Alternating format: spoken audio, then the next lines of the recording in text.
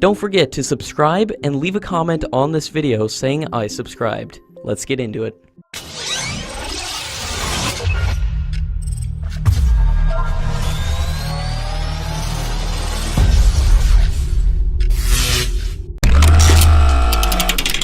The Indian Air Force has issued the request for information for the procurement of 110 jet fighters. According to the request for information, the Indian Air Force intends to procure 82 single-seater aircraft and 28 twin-seater aircraft, and the selected manufacturer has to supply 16 aircraft in flyaway conditions, and the remaining 94 jet fighters will have to be made in India by a strategic partner of an Indian origin. According to the request for information, the aircraft should be capable of multi-role and multi-mission capabilities. All interested vendors have to convey in detail, and with clarity, terms of transfer of technology for indigenous manufacture of the aircraft in India, under the Make in India initiative. The request for information has not mentioned anything about single-engine and twin-engine configuration of the aircraft, which means all previous participants of the MMRCA tender can take part in the competition for 110 fighter jets. Joe Felter, the Deputy Assistant Secretary of Defense for Southeast Asia, has said that the positive decision made by India could be a precursor to the advanced fifth-generation fighter jet technology, adding that the Trump administration would like a closer cooperation with India on jet fighters.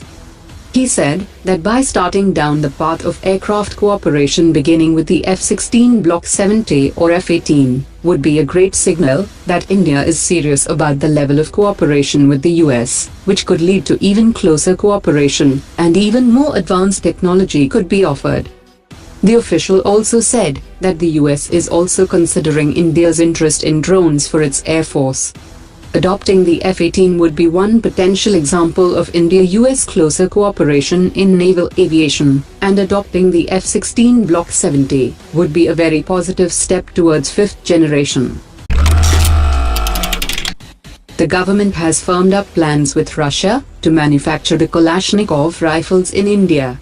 Later this month, a high-level team and 2 representatives from the Ordnance Factory Board will visit Russia in order to assess the facility. The decision to send a team to Russia was taken after detailed discussions during the defense minister's visit to Russia. India has expressed urgency in taking this project forward so that production can begin at the earliest. According to the arrangement with Russia, a Kalashnikov factory will be set up in India in collaboration with the Ordnance Factory Board to cater primarily to the needs of Indian armed forces, and there would be no restriction on export. The AK-103 has a 500-meter range and weighs about 3.5 kilograms, which is exactly that the Army had specified, and it can be fitted with different sights and night vision devices.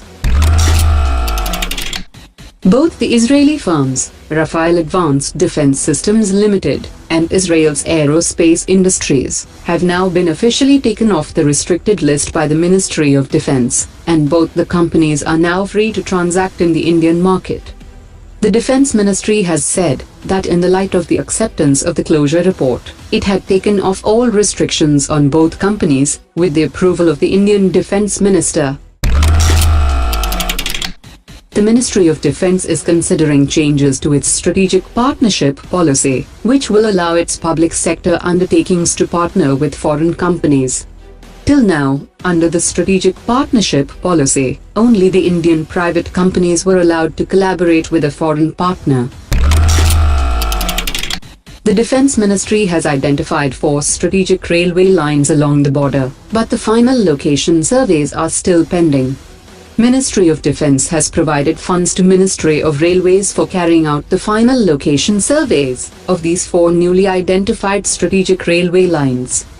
Decision regarding the commencement of these projects will be taken up after completion of final location surveys.